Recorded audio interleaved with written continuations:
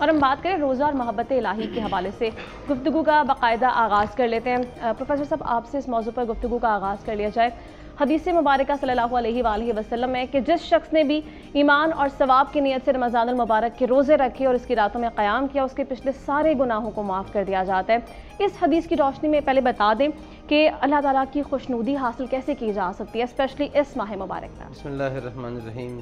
सबसे पहले तो जो आपने हदीस जिक्र की है कि हुज़ूर सल्लल्लाहु अलैहि वसल्लम ने फरमाया कि मन साम रमज़ान ईमानन व इहतिसाबन गुफ़िर लहू मा तक़द्दम मिन ज़ंबिही, कि जो शख्स रमज़ान के महीने में ईमान की वजह से और सवाब की नीयत से रोज़े रखता है, अल्लाह ताला उसके पिछले गुनाह माफ़ फरमा देते हैं। अच्छा, इसके साथ बिल्कुल इससे मिलते जुलते अल्फाज में एक और हदीस भी है, वो है मन काम रमज़ान ईमानन व इहतिसाबन, कि जो रमज़ान में क़याम करता है रात का ईमान के साथ और सवाब की नीयत से, तो अल्लाह ताला उसके पिछले गुनाह माफ़ फरमा देते हैं। ये दो चीज़ें हैं, गोया दिन में रोज़ा, रात में क़याम। ये दो चीज़ें जब मिलती हैं तो फिर इंसान को अल्लाह ताला की मुकम्मल बख्शिश और मग़फ़िरत हासिल होती है। दूसरी बात ये भी है कि रोज़े के बारे में आप देखें, दुनिया में हम बहुत सारे अमाल करते हैं। कुछ ऐसे हैं कि जिनको हम अल्लाह ताला का हक़ मानते हैं, जैसे नमाज है, ज़कात है, रोज़ा है, हज है। अच्छा, कुछ ऐसे हैं जो लोगों के हुकूक़ हैं, खिदमत खल्क़ करना और लोगों के काम आना, बीमार की इयादत करना, परेशान हाल को के दुख बटाना जी, ये सारी चीज़ें अपनी जगह पर। लेकिन रोज़े की एक ख़ास बात ऐसी है कि जो हुज़ूर सल्लल्लाहु अलैहि वसल्लम ने फरमाया कि अल्लाह ताला फरमाते हैं, ये हदीस क़ुदसी है कि इंसान का हर अमल अल्लाह ताला उसमें उसके अमल को बढ़ा देते हैं, उसको कई गुना बढ़ाकर उसका अजर देते हैं, 10 गुना से लेके 700 गुना तक। और आगे फरमाया कि इससे भी ज़्यादा अल्लाह ताला उसका अजर दे सकते हैं, लेकिन सिर्फ रोज़ा ऐसा है जिसको इस गिनती में शुमार नहीं किया जाता, वो 10 गुना 700 गुना से आगे है। अच्छा, फिर तो इसमें वो जुमला बड़ा हदीस में मुकम्मल कर लूँ कि आप सल्लल्लाहु अलैहि वसल्लम ने फरमाया इल्ला सौम, सिवाय रोज़े के, अल्लाह ताला फरमाते हैं कि फ़इन्नहु ली, ये रोज़ा मेरे लिए है, व अना अज्ज़ी बिही, मैं ही इसकी जज़ा देता हूँ। अब यहाँ आप सोचें कि जज़ा तो नमाज की भी अल्लाह ताला देते हैं, ज़कात की भी अल्लाह ताला देते हैं, हज की भी अल्लाह ताला देते हैं, खिदमत खल्क़ की भी अल्लाह ताला देते हैं।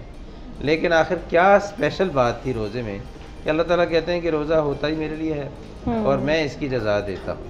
इसका मतलब यह है कि यहाँ जज़ा देने का जो पैमाना है, जो पैरामीटर है, वो बाकी तमाम अमाल से अलग मुख्तलिफ हो गया। और दूसरी बात ये भी है कि बाज़ उलमा ने यहाँ एक और बड़ी खूबसूरत बात फरमाई है जिसका मोहब्बत इलाही के साथ बड़ा गहरा ताल्लुक़ है। वो कहते हैं कि आप ये जो जुमला है वह अना अज्ज़ी बिही, कि अल्लाह ताला फरमाते हैं कि मैं इसकी जज़ा देता हूँ, इसको हम अगर एक्टिव वॉइस के बजाय पैसिव वॉइस में जाके पढ़ें, और यह बाज़ मुहद्दिसीन ने इसको पढ़ा भी है, इसको यूँ पढ़ा जाएगा कि वह अना उज्ज़ा बिही, कि मैं ख़ुद इसकी जज़ा बन जाता हूँ। यानी अल्लाह ताला फरमाते हैं कि रोज़े की जज़ा तुम्हारे नामे अमाल में लिखने के बजाय बंदे को मैं ख़ुद रोज़े की जज़ा के तौर पर मिल जाता हूँ। गोया जो रोज़ा रखता है अल्लाह ताला की मोहब्बत उसको हासिल होती है, क्योंकि वो अल्लाह ताला की मोहब्बत ही के नतीजे में खाना छोड़ रहा है, पीना छोड़ रहा है। जब हर चीज़ उसके सामने पकी हुई तैयार थी और बाज़ ऐसे मौके भी आए कि उसे कोई देखने वाला नहीं था, कोई उसे वाच नहीं कर रहा था, फिर भी उसने ये किया कि खाना पीना छोड़े रखा। अल्लाह ताला ही की खुशनुदी के अलावा उसको कोई मकसद हो ही नहीं सकता। और फिर मज़े की बात यह है कि दुनिया में जितनी भी नेकियां हैं, ये सारी इंसान कुछ करके जिसको देखा जा सकता है, यानी नमाज देखी जा सकती है, ज़कात को इंसान ऑब्ज़र्व कर सकता है, हज को भी देख सकता है, लेकिन रोज़े को आप किसी के देख नहीं सकते। बिल्कुल दिखाई देने वाली इबादत नहीं है, क्योंकि इसमें कोई अमल नहीं करना, आपने अमल छोड़ना है।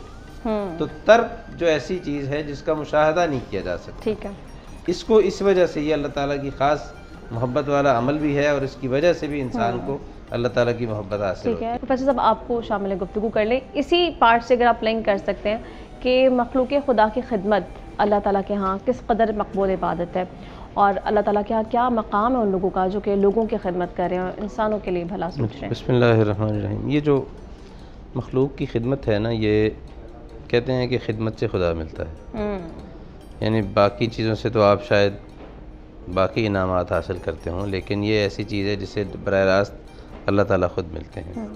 इसकी मिसाल आप देखें कि एक हदीस है बड़ी अजीब, उस इतनी खूबसूरत है कि आप उसके अगर डीप मीनिंग में जाए ना तो इंसान को एहसास होता है कि मैं कर क्या रहा हूँ। हुज़ूर पाक सल्लल्लाहु अलैहि वसल्लम ने फ़रमाया कि वल्लाहु फ़ी औनिल अब्दी मा कानल अब्दु फ़ी औनि अख़ी, कि जब तक बंदा अपने भाई की मदद करता रहता है अल्लाह ताला उस बंदे की मदद करते रहते हैं। अब इसका मतलब क्या है कि मैंने अपने आप को वक्फ़ किया किसी दूसरे की हेल्प के लिए, तो उसमें शायद मुझे ये ख़्याल हो कि मेरा वक्त दूसरों के लिए सर्फ हो रहा है, ये ख़्याल भी आए कि मैं अपने काम करने के बजाय दूसरों के कामों में लगा हुआ हूँ। तो हुज़ूर पाक सल्लल्लाहु अलैहि वसल्लम फरमाते हैं कि तुम याद रखो कि तुम लोगों की मदद कर रहे हो लेकिन अल्लाह ताला की मदद तुम्हारे साथ है। अच्छा, इसका होगा ये कि तुम्हारा अपना भी कोई काम नहीं रुकेगा, तुम्हारे अपने रास्ते में भी जो हर्डल्स हैं, जो रुकावटें तुम फील कर रहे हो, अल्लाह ताला उन्हें दूर करते चले जाएंगे। और फिर आप एक और चीज़ पे गौर करें कि एक है मेरा किसी की हेल्प करना, दूसरा है अल्लाह ताला का किसी की हेल्प करना। तो मेरे तो हेल्प करने से शायद किसी का मसला हल हो, किसी का ना भी हो, लेकिन जब अल्लाह ताला किसी की मदद करने के लिए आएंगे तो उसका मसला तो ज़रूर हल होगा। तो आप गोया कि किसी की मदद करके अपने लिए अल्लाह ताला की मदद हासिल कर लेते हैं। इसका मतलब यह है कि आप प्रोफेसर साहब आपको शामिल गुफ्तगू करें, क्योंकि हम बात करें रोज़े के ज़रिए मोहब्बत इलाही का, तो मोहब्बत इलाही की वजह से तो बहुत सारे ज़राए हैं, हम उनके ज़रिए अल्लाह ताला की खुशनुदी हासिल कर सकते हैं, लेकिन रोज़ा एक ख़ास इबादत है। लेकिन रोज़ा भी मुकम्मल किस तरीके से रखना है? हम समटाइम्स ऐसा करते हैं, रोज़ा तो रख लेते हैं लेकिन वो चीज़ें नहीं कर पाते जो रोज़े में ज़रूरी हैं। हम समटाइम्स नमाज अस्तग़फ़िरुल्लाह में सो जाती है, समटाइम्स झूठ कुछ लोग बोल रहे होते हैं, बहुत सारी ऐसी चीज़ें हैं जिससे अल्लाह ताला ने आम हालात में भी मना फरमाया, लेकिन हम रोज़े की हालत में कर रहे होते हैं। तो फिर ऐसे रोज़े की मकबूलियत कैसे मुमकिन है? देखें, बुनियादी तौर पर हर चीज़, डॉक्टर साहब बैठे हैं, उनकी चूँकि जब भी किसी बीमारी का इलाज करना होता है ना तो दो चीज़ें तजवीज़ की जाती हैं। हाँ। एक आप दवाई बताते हैं, दूसरा कुछ परहेज़ भी बताया करते हैं। तो रोज़ा, तरावीह और उसके अलावा आप तिलावत करते हैं, अज़कार हैं, जितनी भी चीज़ें हैं, ये सारे दरअसल इनकी हैसियत ऐसे है जैसे ये दवाई है। अब जब आप दवाई ले लेते हैं लेकिन परहेज़ नहीं करते तो उस दवाई का जो असर है वो इंसान के जिस्म पर बहुत आहिस्ता से होता है और बीमारी लंबा अरसा इंसान के साथ चिमटी रहती है। अगर इंसान ये चाहता है कि वो बीमारी जल्दी ख़त्म हो जाए या उस पर जल्दी ओवरकम कर लिया जाए तो उसका तरीक़ा यही है कि दोनों रास्तों को इख्तियार किया जाए। अब आप मिसाल के तौर पे देखें कि हुज़ूर पाक सल्लल्लाहु अलैहि वसल्लम ने फ़रमाया है कि मन लम यदा क़ौल अज़्ज़ूर वल अमल बिही फ़लैसा लिल्लाहि हाजतुन फ़ी अन यदा तआमहु व शराबहु, कि जो आदमी झूठ बोलना नहीं छोड़ता और गलत काम करना नहीं छोड़ता तो अल्लाह ताला को उसके खाना पीना छोड़ने से कोई दिलचस्पी नहीं है। यानी इसी तरह आप देखें कि हम दो चीज़ें बेसिकली छोड़ते हैं, दिन को खाना पीना छोड़ देते हैं, रात को क़याम करते हैं तो आराम कुर्बान करते हैं। तो हुज़ूर पाक सल्लल्लाहु अलैहि वसल्लम फरमाते हैं कि कम मिन साइमिन लैसा लहू मिन सियामिही इल्लल जू, कि कितने ही रोज़ेदार हैं कि उन्हें उनके रोज़े में सिवाय भूख के कुछ नहीं मिलता, और कितने ही ऐसे हैं जो रात को क़याम करते हैं लेकिन उन्हें उनके क़याम में सिवाय बेआरामी के कुछ नहीं मिलता। यानी उन्होंने अपना आराम कुर्बान किया, अपना रेस्ट सेक्रीफाइस किया है, लेकिन उन्हें इसके बदले में हासिल कुछ नहीं हुआ। तो मकसद ये है कि ये रोज़ा इंसान की उन रूहानी बीमारियों का इलाज है जो अल्लाह ताला ने मुकर्रर की हैं। मिसाल के तौर पे रोज़े से आपके अंदर जो हिर्स है उसका इलाज होता है, जो इंसानियत के साथ हमदर्दी के जज्बात हैं वो पैदा होते हैं, और बुखल की बीमारी का इलाज होता है। तो बहुत सारी बीमारियों का इलाज है ये असल में ये रोज़ा। लेकिन ये इलाज मुकम्मल कब होगा? जब आप इन दवाइयों के साथ साथ ये जो रूहानी इलाज बताया है अल्लाह ताला ने उनकी तकमील इससे होगी कि आप इन दवाओं के साथ साथ वो जो प्रिवेंशंस हैं, जिन चीज़ों से रोका गया है, जो परहेज़ बताए गए हैं, वो भी आप अडॉप्ट करेंगे तो फिर आपकी बीमारी का पूरा इलाज हो सकेगा, वरना इलाज नहीं हो सकता। इसीलिए आप देखें कि बाज़ उलमा ने इसी वजह से कि प्रिवेंशन से बचना ज़रूरी है, बाज़ उलमा ने इस पर फतवा दे दिया कि अगर आप रोज़े की हालत में ग़ीबत करते हैं, किसी की चुगली करते हैं, किसी के ऐब बयान करते हैं, तो अगरचे मेजॉरिटी तो ये कहती है कि इस रोज़ा। आपसे इस मौजू पर दोबारा आगाज़ किया जाए, ये बता दीजिए कि वो कौन से असबाब है जिनसे हम मोहब्बत इलाही जो है वो आसानी से हासिल कर सकते हैं? कोई आसान तरीक़े क्या हमें बताया गया? रमज़ान मुबारक का ऑलमोस्ट 25 दिन गुजर चुके जी हाँ। इसके बाद 4 या 5 दिन हमारे पास रह गए हैं। इन दिनों में हमें जिन चीज़ों पे फोकस करना चाहिए, मेरे ख़्याल में तो सबसे ज़्यादा जो चीज़ है ना वो दुआ है। क्योंकि दुआ अल्लाह ताला की मोहब्बत हासिल करने का बहुत बड़ा ज़रिया है। मिसाल के तौर पे आप ये देखें कि फिर दुआ में भी जिस कदर आपकी नीयत खालिस होगी, जिस कदर इखलास के साथ दिल से आप दुआ मांग रहे होंगे। हमारी तो ये कैफ़ियत होती है कि बाज़ लोगों से हम पूछते हैं कि भाई आप हमारे एक दोस्त थे, मैंने उनसे पूछा कि आप कभी उम्रा करने गए हैं? कहने लगे नहीं, अभी तो मौका नहीं मिला। मैंने कहा अच्छा चले ये बताएं आपने कभी दुआ भी की है? कहने लगे जेब में ही कुछ नहीं है तो दुआ कैसे करें?